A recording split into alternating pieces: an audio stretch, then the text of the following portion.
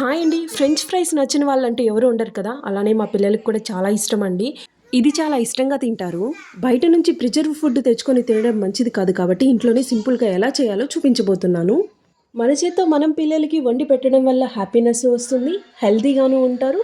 ఇంకా టేస్ట్ కూడా చాలా బావుంటుంది. ఒకసారి మీరు కూడా తప్పకుండా ట్రై చేయండి. మన ఇంట్లో ఉన్న ఏ ఆలు అయినా పర్లేదు. సైజు చిన్నదైనా, పెద్దదైనా ఏదైనా పర్లేదు బానే ఉంటది. నేనైతే మీడియం సైజ్ తీసుకొని ఇలా పీల్ తీసుకొని ఒక్కొక్కటిగా పెట్టుకుంటున్నాను. బయట ఫుడ్ తినడం వల్ల వచ్చే ఒబిసిటీ, గ్యాస్ట్రిక్ ప్రాబ్లమ్స్ ఇవన్నీ అవాయిడ్ చేయాలన్నా, పిల్లలు బయట ఫుడ్ అడగకుండా ఉండాలన్నా, ఇలా మనం ఇంట్లో అప్పుడప్పుడు ట్రై చేస్తుంటే చాలా ఇష్టంగా తింటారు. ఫ్రెంచ్ ఫ్రైస్ కోసం అయితే నేను ముందు ఒక దబరా పెట్టుకొని, దబరాలో వాటర్ పెట్టుకొని బాగా బాయిల్ చేసుకుంటున్నాను. ఆలుని ఫ్రెంచ్ ఫ్రైస్‌కి ఎలా కావాలో అలా కట్ చేసి పక్కకు పెట్టుకుంటున్నాను. ఈలోగా ఇంకో గిన్నెలో వాటర్ తీసుకొని ఒక 2 స్పూన్స్ వరకు సాల్ట్ వేసుకొని అలా పక్కకుంచుకోవాలి. మనం ముందుగా ఫ్రెంచ్ ఫ్రైస్ కోసం కట్ చేసుకున్న ఆలుని మొత్తం ఒక ప్లేట్‌లోకి తీసుకోవాలి. నేనిక్కడ 1 కిలో వరకు ఆలు తీసుకున్నాను. ఇలా ఇన్నయితే అయ్యాయి.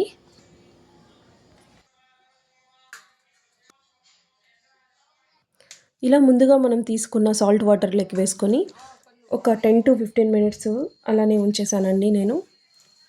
ఈ ఫ్రెంచ్ ఫ్రైస్‌కైతే మైదా కానీ, లేదా ఫుడ్ కలర్స్ కానీ అవేమీ అవసరం లేదండి.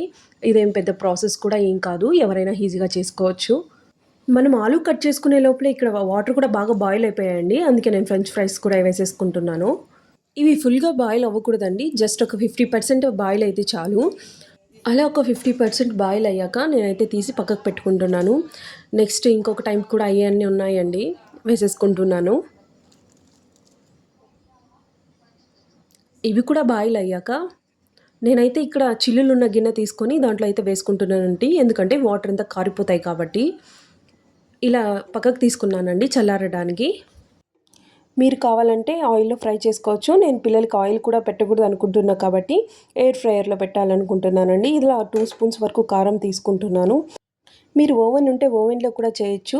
ఇవి 2 లేకపోతే పర్లేదండి. ఆయిల్‌లో ఫ్రై చేసుకోవచ్చు. మీరు ఆయిల్‌లో ఫ్రై చేసేటట్టయితే నేను ఇక్కడ కలుపుతున్న మసాలాని అయితే స్కిప్ చేసి చివర్లో వేసుకోండి.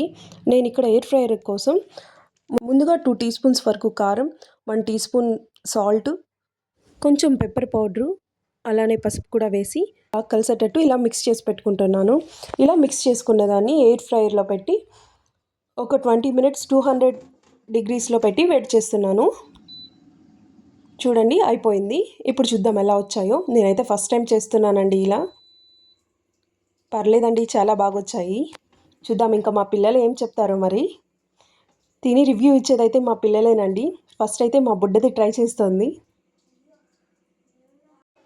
పిల్లలైతే చాలా బాగుంది, సూపర్ అని చెప్పారు. చాలా నచ్చినట్టుంది.